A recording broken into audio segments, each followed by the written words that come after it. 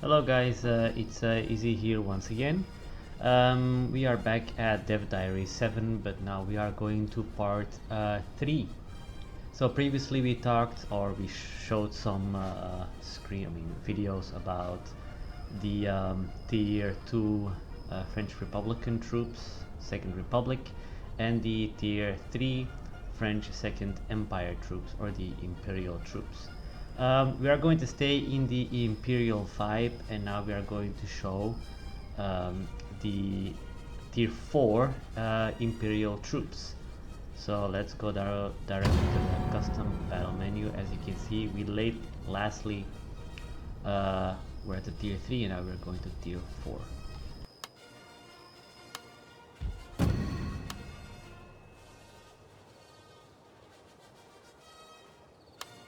I will take the British as our enemies.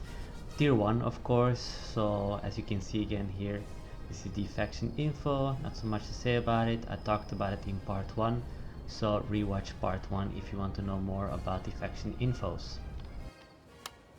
We're going to select another map, and this time we will take the Oasis. One of my favorite maps actually. It's in the desert with some oasis in the middle of the desert with some water, so it's pretty cool.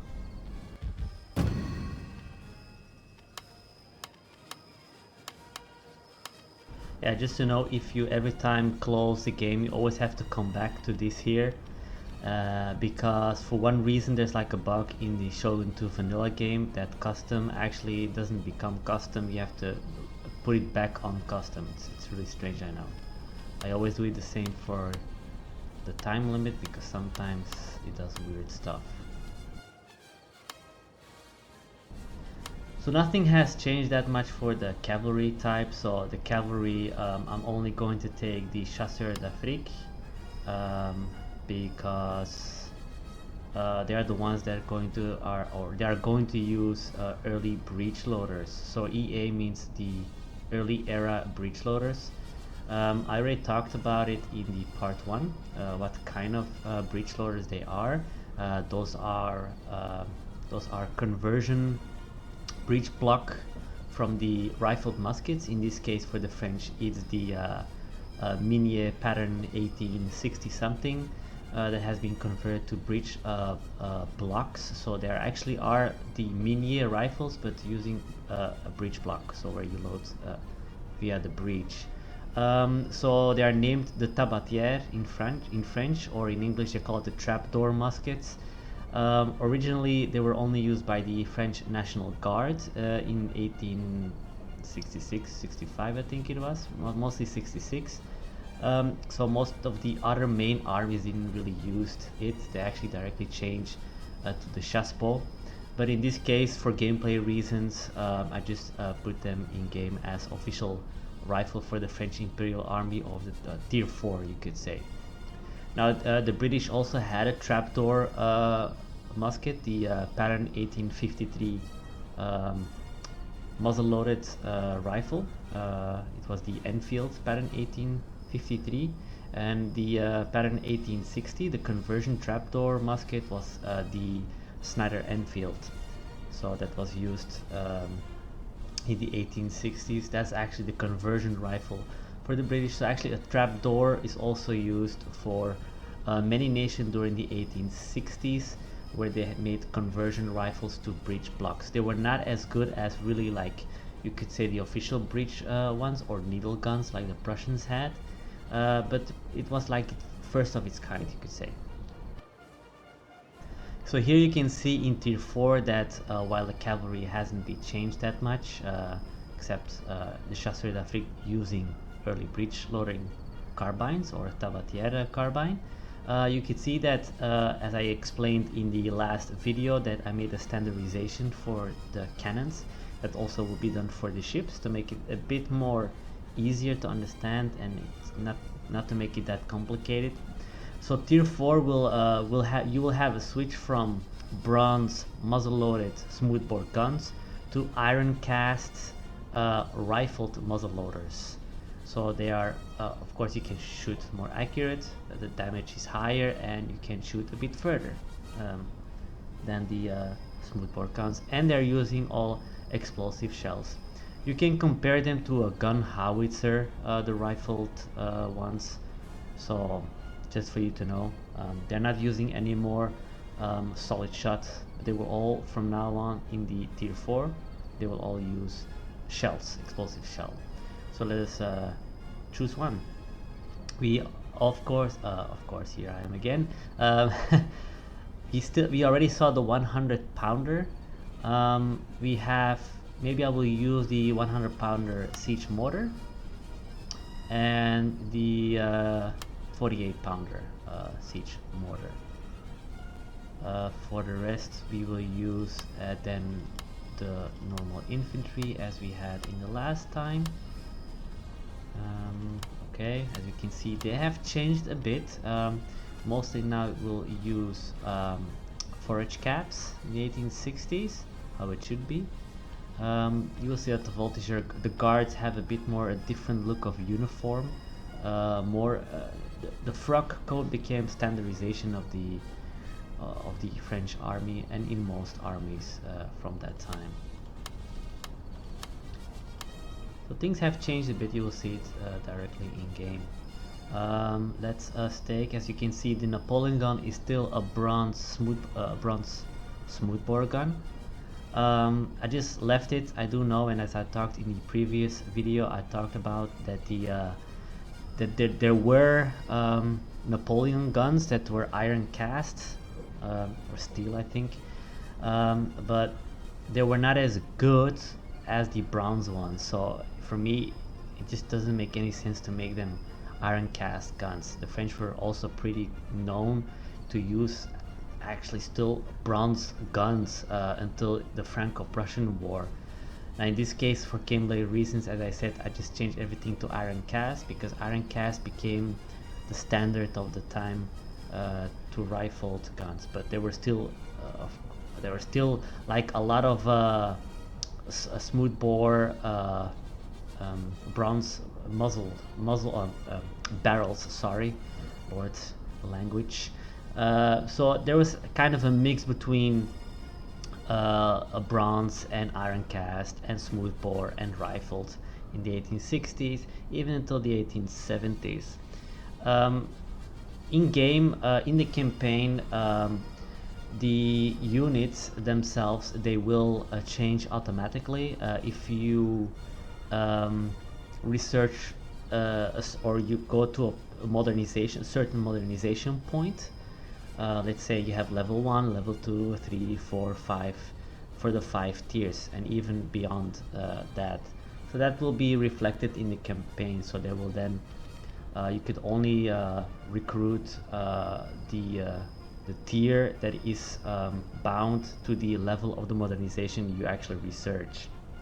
So tier 1 units can still be around the campaign map, but when you go to a certain modernization level, you can't recruit any more tier 1 units, but only tier 2. But the tier 1 will not change automatically. I think it was cool to see a bit of a mix, like an overlap from one tier to another on the campaign map and the battle map. So that makes it a bit fun. I'm sure that maybe it's not really historical, but it just makes it fun to see the transformation from one certain tier towards another on the battle maps.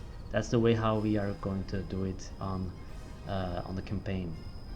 For the French, because the French have been, they had so many bloody revolutions in those times between 1830 and 1870, you could say, that the faction will change automatically if you reach that modernization point. So if you go to tier 2, like say from July Monarchy to France Second Republic, at a certain point it will change automatically. So then you have the tiers that get unlocked in the game. French is a bit complicated. For the British it's a bit easier because they never changed of government, but for the French it's a bit more, thinking in how I'm going to make the scripts. That also will be the same for winter dress and summer dress.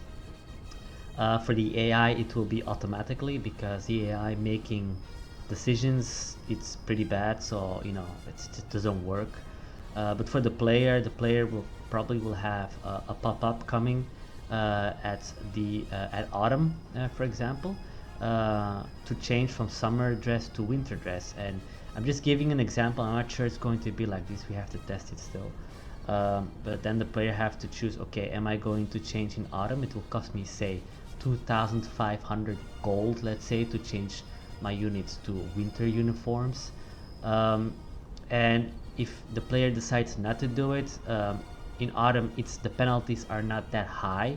But if you go to winter, you will have back the chance to change back to winter ones, but then the price will be double, and the penalties will be much higher if you still have, summer uniforms in winter, in both campaign and on the battle map, to make it historical, to make it, more strategic, tactical for the player. Now, you could say, yeah, but it's not fair for the AI. I know, but the AI is pretty brain dead.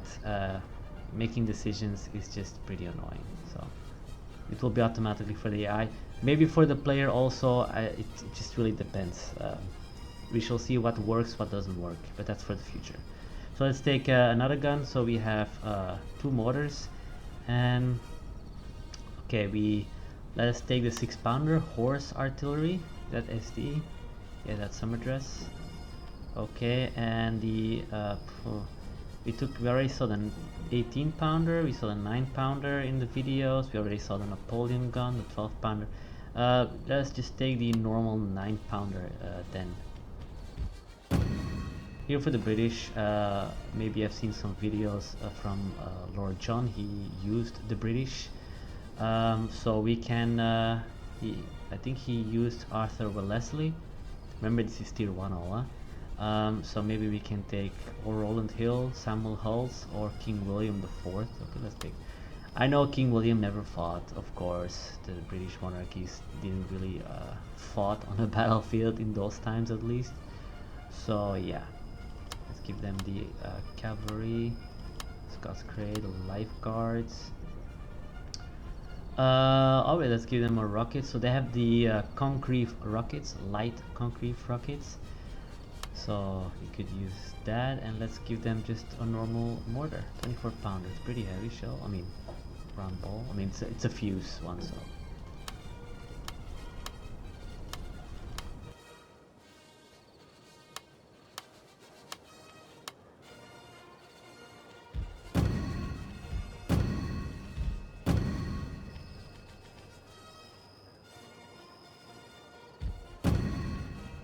I have around the same troops, I guess. So they have more cavalry, that yes, but that it doesn't really matter because the AI is pretty good in defense. They stay put mostly. If the AI doesn't have artillery and they are in defense, and you as an attacker have guns, it is possible that or that they're going to go and attack just to take out the artillery, and that in some occasions they retreat back to their main line. I have noticed that the AI in offensive attacking, it's really not good. Yeah, it's just doing. I mean, it's smarter than most brain dead Total War AI. It's actually the best one, but even then, I think defensive they are even better. So, and let's start.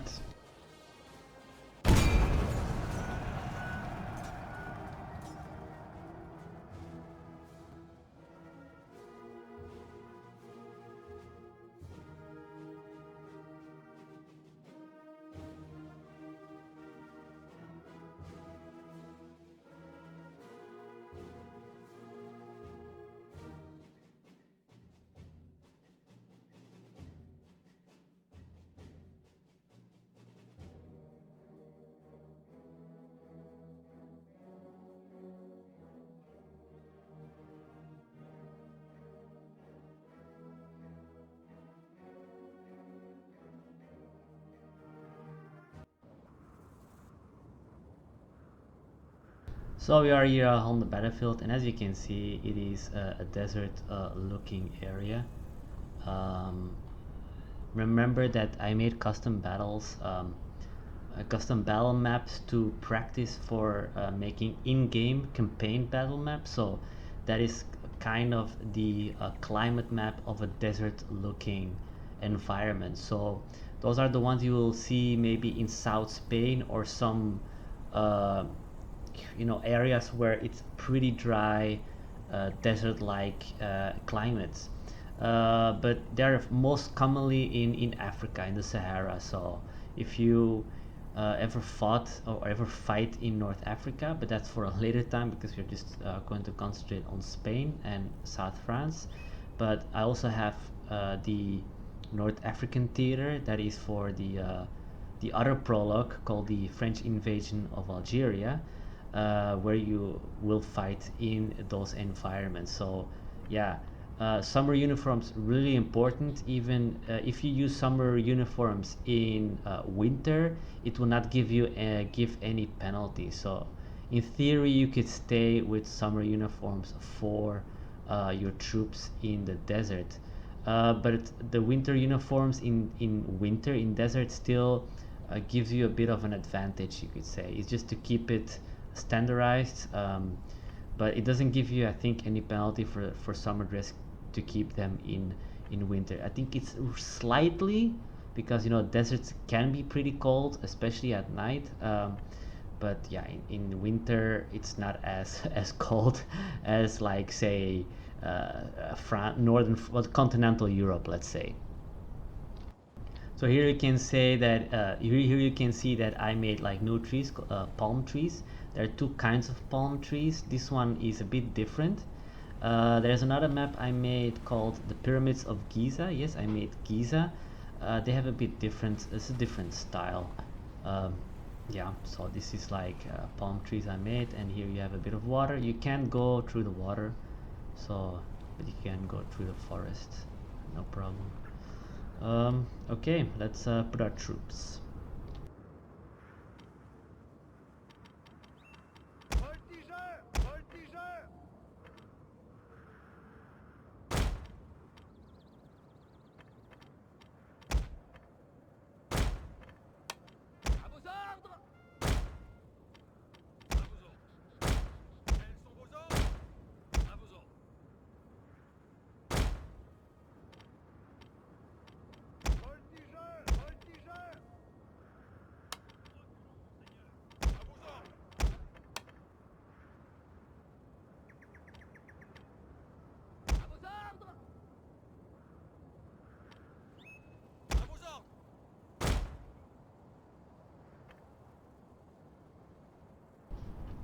So let us look first at the mortars. I didn't show mortars yet in game, but those one are rifled iron cast mortars. So they also use shells. So here we have them. Yeah, the lighting is a bit strange. I think the sun comes from, no, yeah, it was from the other side, but okay. So this is the 48 pounder. It's a pretty heavy shell. And here we have the 100 pounder one, so it's also pretty big and shoots far. Mortars, as all siege guns, they are good for sieges. Also against units, but mostly for static units. So like in this way, they are defending, so they will stay put. So yeah, it's pretty interesting then to get fire on. So they have a very high arc of firing, so they are pretty interesting to use at sieges. So let's now see at the units themselves. This is the tier 4 voltigeurs, and as you can see, maybe, I don't know if you can see it very clearly, but they're using a breech block. So this is, as you can see, the same rifle musket as tier 3, the Minier pattern 1851, 1860, whatever. But it's a conversion rifle, so they use breech blocks. And you also see in the animation that they are reloading from the breech and not anymore from the muzzle. It's an early breech loader, an early era breech loader, so that means they're still, even if they're breech block, they reload not as fast as, let's say, a middle era or a late era breech block.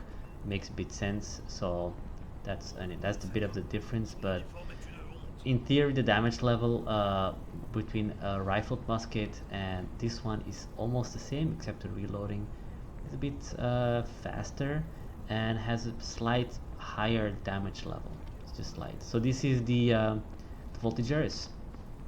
of the Imperial French Army Tier 4. So Tier 4 represents the 1860s. Here we have the Fusiliers of the Legion. They have a bit, before they had different forage caps, and now this will be like the standard of the French army until the 1870s, where they all use forage caps. So, you know. Yep. You can see that the army are really having an evolution towards, you know, more modern times. Here we have the Grenadier of the Legion. So also elite Foreign Legion troops. Here we have the Voltigeur of the Legion. So they are the best troops of the Foreign Legion. You will see in Tier 5 that the Voltigeur, Grenadier and Fusiliers, they all get fused into just foot infantry, because after the introduction of the chassepot in 1867, they disbanded the system of Fusilier because it was not necessary anymore. The chassepot was pretty accurate, so you'll see in Tier 5 in the Imperial troops that there will be no more Fusiliers, Grenadiers and whatsoever, except the Imperial army. They still had like Imperial Guard Grenadier and Imperial Guard Voltigeurs. So this is the Voltigeur of the Legion. You also can see a bit the changing of like the facial hair with more beards representing in game. Now it's also a pretty nice detail, I think. Is the Imperial Guard Zouave. So it didn't change as much as previously, except the muskets, guns, rifles. So the breech-loaded muskets. They also have a different sound, so you will notice directly that they are using breech-loaders. They will not have the sound of the percussion lock muskets. So that's pretty the cool part of it, because of Arcanas. Actually, we have now sounds for flintlocks, percussion lock muskets like the rifled one and smoothbore one, and sound for breech loaders, early, middle, late, and even more modern era rifles. Here we have the Voltigeur of the Guard. You can see that their uniform has changed completely. They now use forage frock coats, as it should be in Tier 4 1860s. So here they are a bit different. Here we have the Guard Grenadiers. If you ever see a picture of them at the Battle of Solferino, the Italian campaign for the Risorgimento, it's in Italian, I don't know, I don't speak Italian. The French Imperial Guard was using this uniform.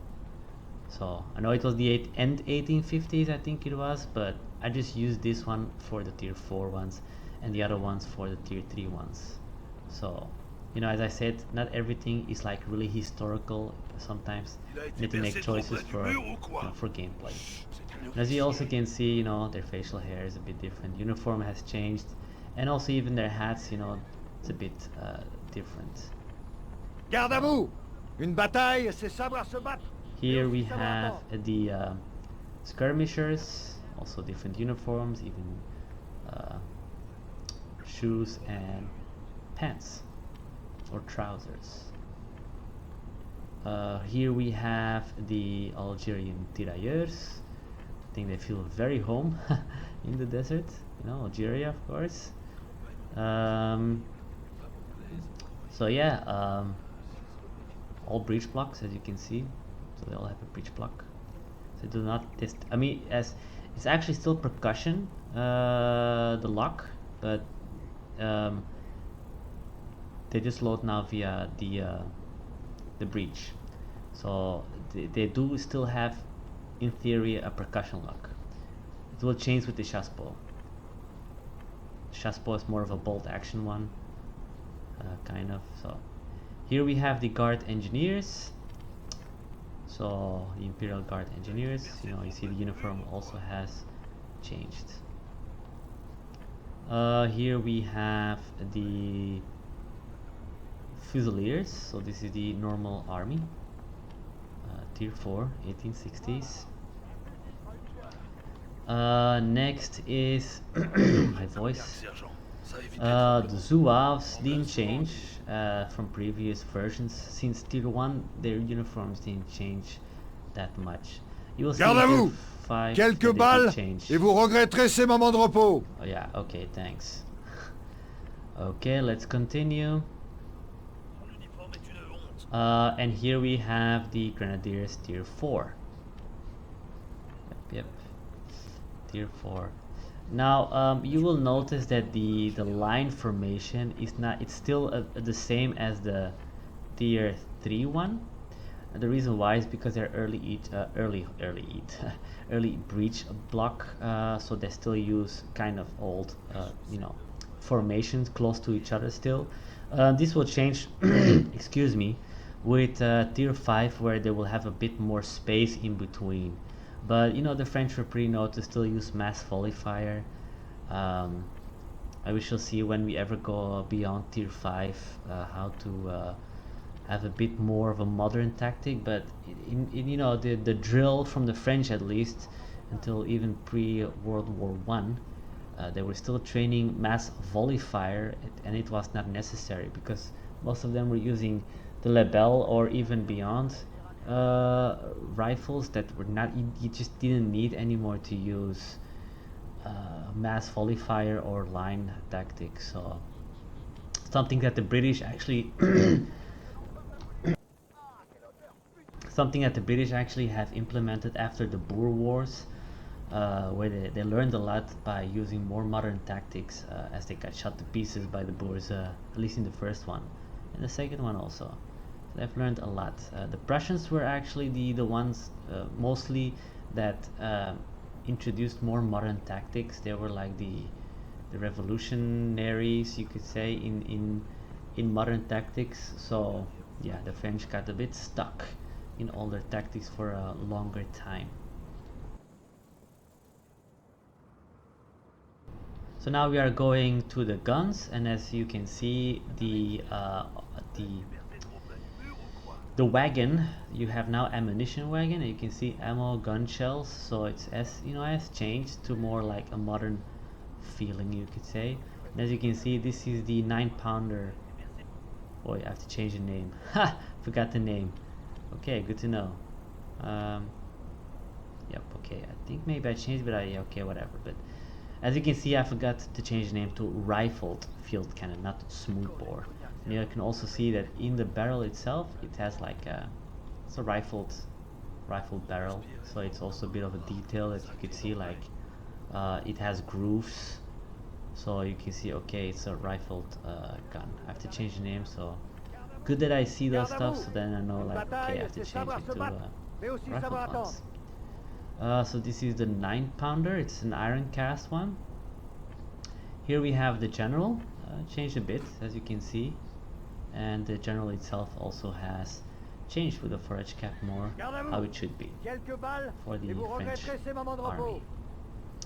And here we have the, as you can see, rifled horse field cannon. So you have the 6-pounders. So the same wagon, except they have more horses as to represent horse field artillery. And these here are the rifled guns, 6-pounders, the lightest that you have in game.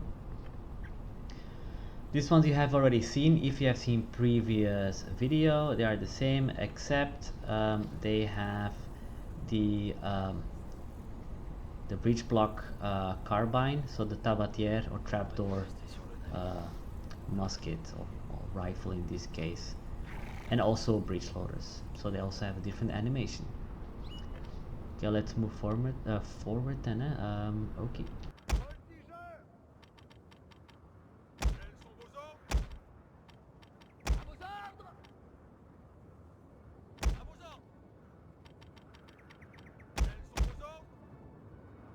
Prepare to attack, sir.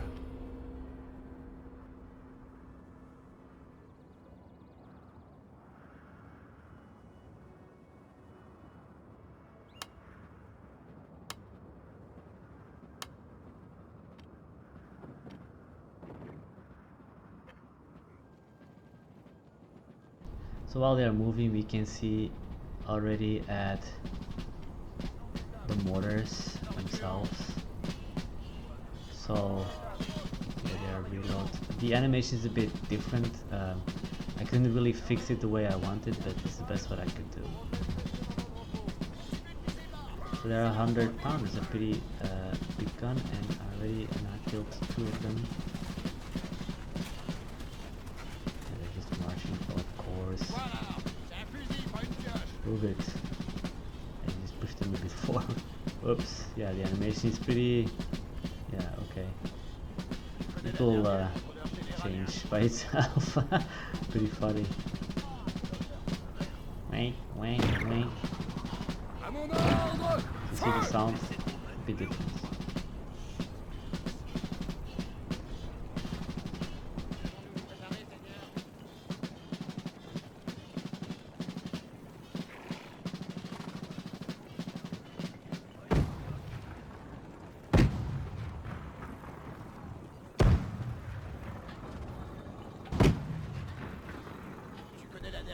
So you have seen the sound, you see it will, you know, use it better, of course, in the X, Y, and Z axis. So if you push it a bit forward, yeah, the animation continues, but then it puts itself back.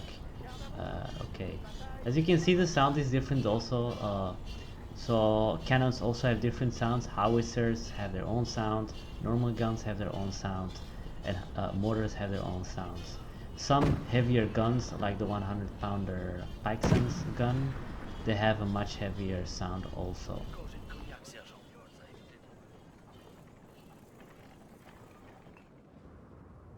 So let us take a look at the British. Normally, are they moving forward? Oh yes, they are. So yeah, you have normally seen them in one of videos of maybe Lord John. He made a video of it. I think Jackie Fish also, but here we have them again. The Hussars. These are the Dragoons, British Dragoons. They're moving forward because probably the guns, I have guns, so the AI calculates like, yeah, there's no point for me staying static because I will be shot to pieces. So here we have the Black Watch, tier 1, remember?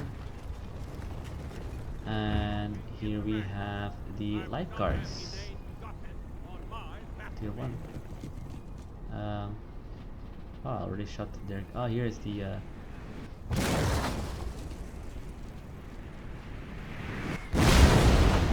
I mean, I'm shooting them to pieces. This is the Congreve rockets. Later times, these Congreve rockets will be replaced by more modern rockets. That will be changed again if I'm going to work at a tier, other tiers for the British. Gossip on my battlefield. So yeah, maybe I have to put my troops a bit different.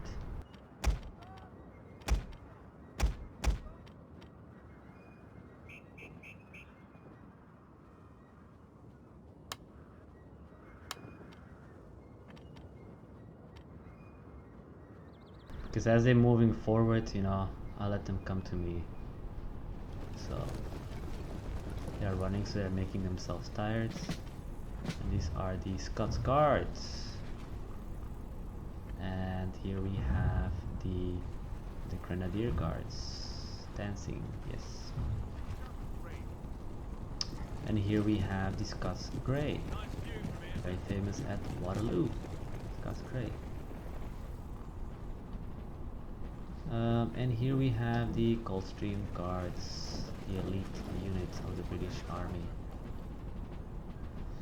And here we have the Foot Infantry. That's the normal, you can say Foot Infantry are the Fusiliers, you can say. And here we have the Gordon Highlanders, also famous at the Battle of Waterloo. And here we have the skirmishers, they're just light infantry.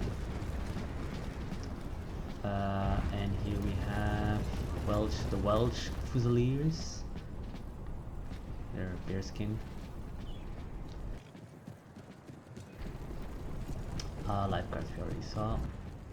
Let's see at King William. We see here.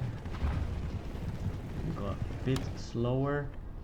So here we have King William. Yes, he runs in battle. Didn't happen.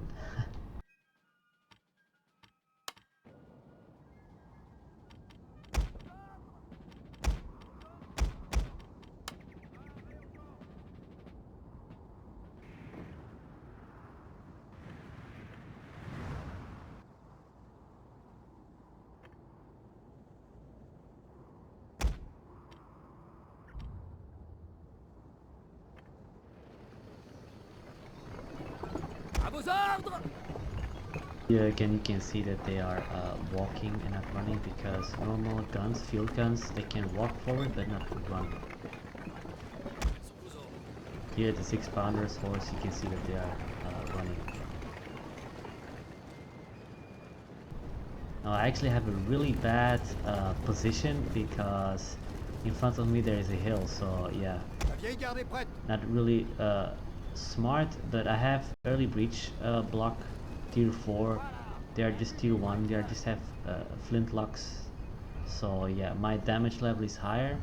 Of course here's a bit of a problem because I got a hill in front, so if they move maybe here on this part of the hill, then yes, I got a chance to shoot them, but it's still going to be not easy.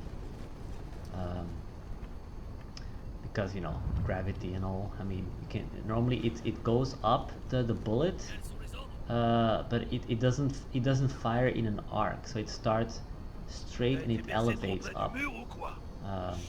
That's how it works. At least it's Shogun too. I mean, Warhammer, the way they shoot is like strange. I mean, I've never played Warhammer, so I can't actually know, but I've seen some videos. Not my type of games.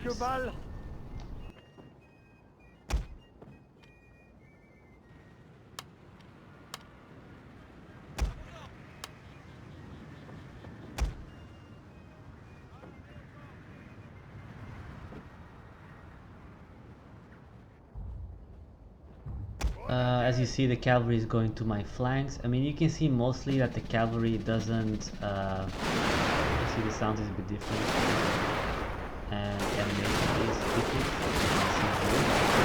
One problem, of course, is that they are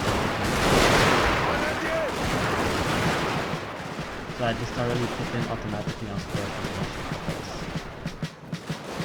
But you can see mostly that the cavalry never charges before they have infantry support, so at least that's a good thing. Even in attacking, they will run maybe a part forward, but most of the time they wait until they have infantry. So are they going to my cannons, bastards?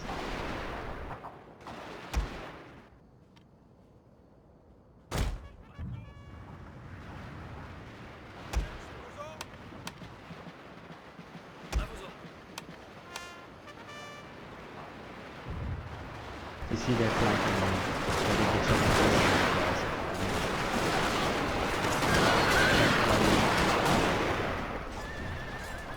That bloody breach. Yeah. Okay. Oh yeah, it's going to get close. Another domination.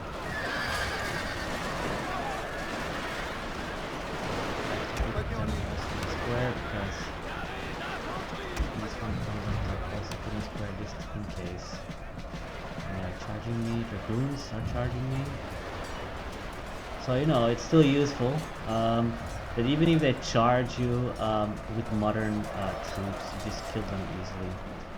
You just have to see they don't flank you or just attack you in the rear. But you can see that the AI, I mean, the algorithm, I call it, it's not pretty stupid. They try to go around you and to attack you in the rear.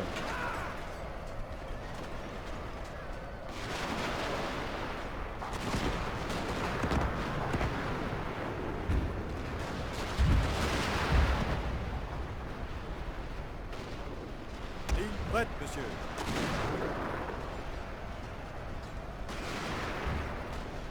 This sounds a bit different.